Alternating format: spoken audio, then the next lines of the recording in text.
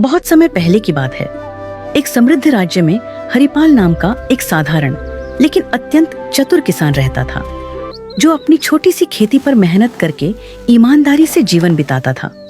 वह दिखने में सामान्य था, पहनावे में सादा और बोलचाल में विनम्र, लेकिन उसके पास जीवन को समझने की गहरी बुद्धि थी। इसलिए गांव के लोग अपने झगड़े, फैसले और समस्याएं उसी से पूछते थे। उसी राज्य के राजा वीरसेन न्यायप्रिय और विद्वान थे, पर उनके मन में एक चिंता थी कि आजकल लोग केवल किताबों का ज्ञान दिखाते हैं, जबकि सच्ची बुद्धि बहुत कम लोगों में होती है। इसलिए उन्होंने यह निश्चय किया कि वह पूरे राज्य में सबसे चतुर व्यक्ति को खोजेंगे। राजा ने घोषणा करवाई कि जो व्यक्ति उनकी परीक्षा में सफल होगा, उसे सम्मान और पुरस्कार मिलेगा। बड़े बड़े विद्वान, व्यापारी और चालाक लोग राजधानी पहुंचे, पर हरिपाल शुरू में नहीं गया, क्योंकि उसे न इनाम का लालच था और न दरबार की चाह। लेकिन गांव वालों के आग्रह पर वह साधारण वस्त्र पहनकर राजा के सामने उपस्थित हुआ। राजा ने पहली परीक्षा में एक पत्थर और लकड़ी का टुकड़ा दिखाकर पूछा कि इनमें से अधिक उपयोगी क्या है। अधिकतर लोगों ने तुरंत उत्तर दिया, पर हरिपाल ने कहा कि उपयोग वस्तु में नहीं, परिस्थिति में होता है। यह उत्तर सुनकर राजा प्रभावित हुए।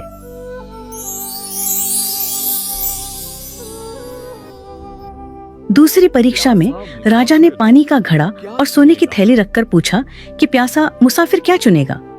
जहां लोग धन की ओर झुके, वहीं हरिपाल ने कहा, महाराज, जीवन रहेगा तभी धन काम आएगा। और राजा और प्रसन्न हो गए। अब तीसरी और सबसे कठिन परीक्षा आई। राजा ने आदेश दिया कि सभी लोगों को एक रात महल के बगीचे में रहना होगा और सुबह तक ऐसा फल लाना होगा जो न जमीन पर गिरा हो और न ही बहुत ऊंचाई पर हो। साथ ही किसी भी पहरेदार को नाराज नहीं करना होगा।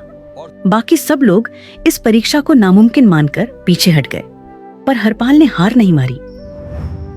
रात भर सोचने के बाद हरिपाल को समझ आया कि राजा ने यह नहीं कहा था कि फल केवल पेड़ से ही तोड़ा जाए, बल्कि यह कहा था कि फल न तो जमीन पर गिरा हो और न ही बहुत ऊंचाई पर हो। सुबह होते ही उसने महल के बगीचे में लगे फूलों के पौधों और झाड़ियों को ध्यान से देखा। तभी उसकी नजर एक अंगूर की बेल पर गई, जो दीवार के सहारे छड़ी हुई थी।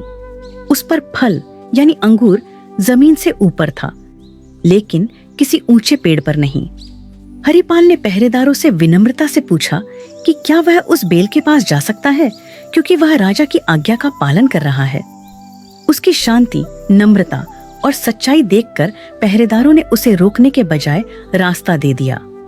हरिपाल ने बिना किसी नियम को तोड़े बेल से फल तोड़ा और दरबार में ले आया।